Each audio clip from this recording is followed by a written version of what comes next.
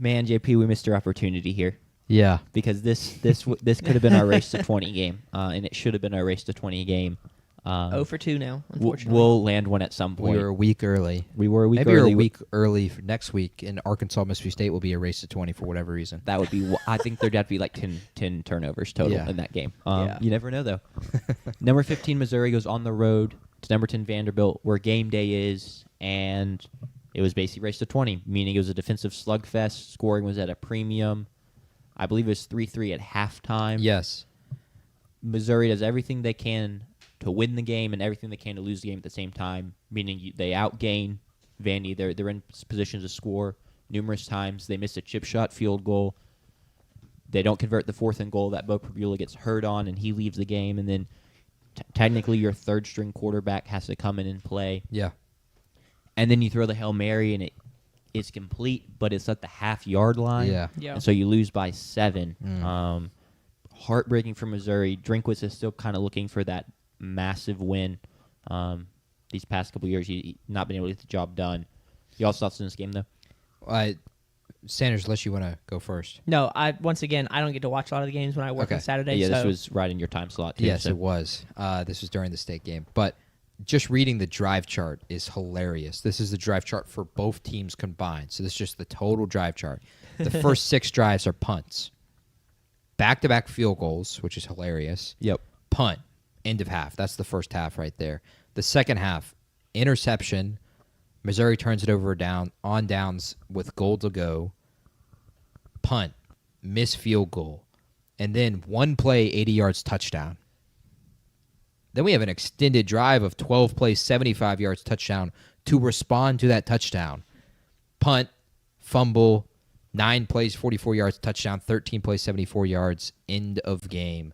That's just hilarious of a drive chart to look at, considering the first half and the second half. The biggest thing, like why this was a race to 20, was penalties was really holding these teams back. Vanderbilt is in field goal range. They throw it away on third down, I should say. Unnecessary roughness on their offensive linemen. It pushes them out of field goal range. Missouri is driving again in the first half. They have a tripping called. They are forced into a field goal when they were right there looking at a touchdown potentially. They got to the 1-yard line before it was called back for tripping. They're forced out of field goal range, I should say. They, of course, don't score any points on that drive. Pavia scores a touchdown on a classic Pavia play, but Vanderbilt commits 2 penalties on the play. Holding is the one that ends up getting called. It's a field goal. Missouri is driving again right before halftime.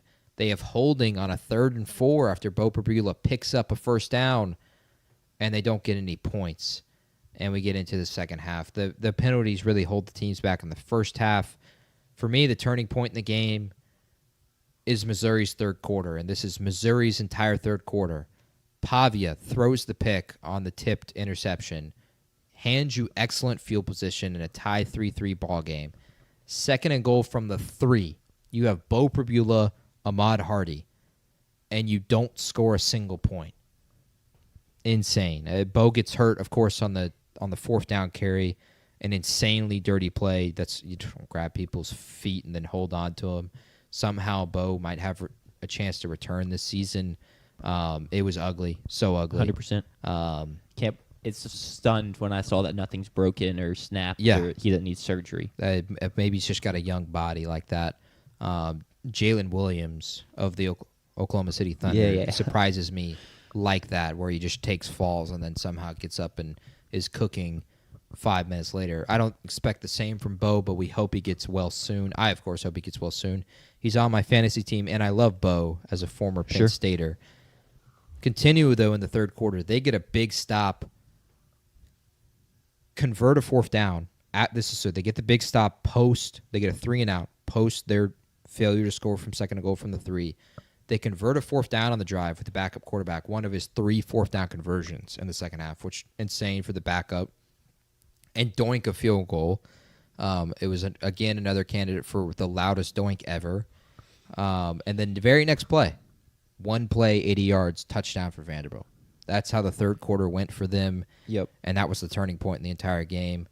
And then I have one more takeaway. But, Jack, if you have anything on that. No, I mean it is. You summed it up really well.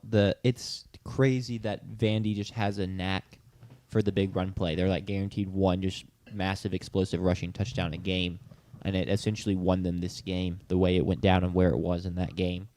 Yeah. And then the Vandy defense won Agreed. Vanderbilt this game, and it's the unit that doesn't get as much love as the Diego Pavia-led offense and with Eli Stowers and Cedric Alexander. But they got dudes on that side, and to hold Missouri to 10 points is just really, really well done. Yeah. But the biggest takeaway people are probably going to have is the just egregious SEC officiating. Once again, Surprise. Cedric Alexander's handed the ball off.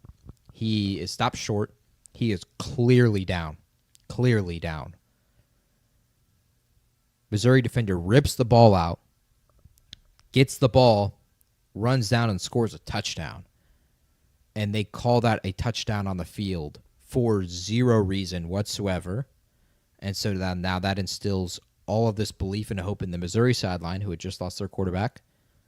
They're up 17-10. Eli Drinkwitz thinks, oh, we now have control of the game. That was a touchdown because we called it on the field. They go to review.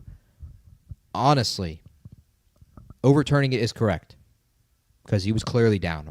But it's a lot closer than you thought it might be. And considering how SEC camera crews are, it's also a lot harder to overturn that call. And yet they still overturn it. And, of course, Vanderbilt scores a touchdown right after that. It's the game-winning touchdown. But it's another example of just SEC officiating failing in the moment. Thankfully, they kind of clean it up, but they make a play happen again on the goal line, a big deal for no reason. Yeah. Sure. And what pisses me off the most is if you're going to call that a touchdown, why was the Georgia one not a touchdown? Maybe they had a meeting that said, hey, we need to be sure that doesn't happen again. I guess. And that's why they let it play out, because it was close and they didn't want to get bit the same way twice. It just shouldn't go that way. And it really aggravates me. No, they're told, their referees are told you always let it play out. Always let it play out. They should have let the Georgia one play out. Yes. So why are you mad that they made a mistake and then didn't make that same mistake this time? Because it shouldn't have happened the first time. I agree, it shouldn't have happened the first time. It should not have happened the first time. And so now it becomes a problem for me because it's like trauma. It's just brought up again. Sure. Even if it has nothing to do with it. It's just that'll probably be what people take away from the game a little bit more with the Bo Prapula injury as well. But Vanderbilt is 7-1, well within the top 10 now. Yeah. And they go to Texas this weekend. And who would have thought the Vanderbilt-Texas spread would only be 3.5 points at the beginning of the year? Agreed. Insane. Or 2 years ago. Agreed. Or 25 years ago. Or 50 years ago. Insane. I don't know, 50 years? No, that's still the 70s. You got to go, about like 80 years to where like you're like in... You're in Vandy's heyday. Thoughts on Diego Pavia's game? JP goes 10 for 19, 129 yards, no touchdowns and an interception. Very much not. He does add eight carries for 20 yards and a touchdown on the ground. So any thoughts there from his gameplay? I just thought they just could never get a flow offensively. And in large part it was because they couldn't get their tight ends involved like they did against LSU. Eli Stowers had 1 catch for 4 yards, and that was it for their tight ends. Remember last week at LSU they had touchdowns each. Stowers had his 1 catch was an incredible catch, but that was his only catch of the entire game, and so they couldn't get anything going there. And it was just I don't take anything away negatively. Wait, how for many Pavia. catches did he have? He had 1 catch, 4 yards. Schubert, I got reading that. He had 3 catches for 42 yards. Yeah. I apologize, but still 3 catches for 42 yards was not exactly what you expected. Not his best day. And I just thought it was, for me, a defensive slugfest, and so I don't take away a lot negatively from Pavia. The pick kind of hurt them, but that is also Pavia in a nutshell. Where was the pick? It was on the field? It was. It wasn't red zone again, It was was it? on the field inside their own 20. Okay. He throws it over the middle. It's tipped by a Missouri defensive lineman and then picked off. So it's partially because he's not that athletic and he can't just see over the top and throw over the top all the time. But I don't take away a ton negatively. It was a huge moment that he missed, I think. This would have helped him a lot in the Heisman because I don't know if they are to win those games, which they have 2 road games left, Texas and Tennessee, then it may solidify his case. But this was a huge moment to where even if he lost those 2 games, I think he might be still in the conversation. Sure. To not be able to cook against Missouri when you have game day and only on ESPN, but you would have had a large audience watching this game, considering that window. I don't remember what the ABC game was at this time. Yeah, I don't remember. Me either. Exactly. So Missouri Vanderbilt would have been watched by a lot of people. And so it's a missed opportunity for his Heisman case, which I think is the biggest thing for me. Was this a 3:15 game? It was at 2:30 on ESPN. 2:30. Yeah, I don't know.